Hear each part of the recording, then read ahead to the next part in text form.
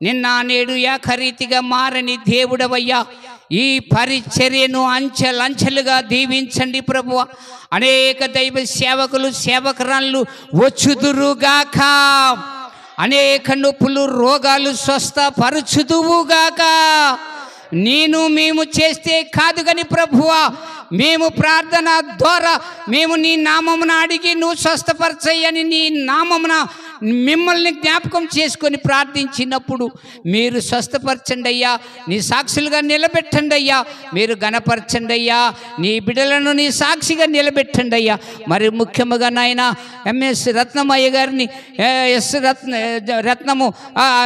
రత్నమయ్య గారిని అమ్మగారిని వారి పరిచర్యను ఈ నుంచి హైదరాబాదు, ఒక హైదరాబాదే కాదు ప్రభువా, అనేక రాష్ట్రాలు, అనేక దేశాలు, అనేక పట్టణాలను దర్శించటానికి నాయన నీ కృపను చూపించి మరి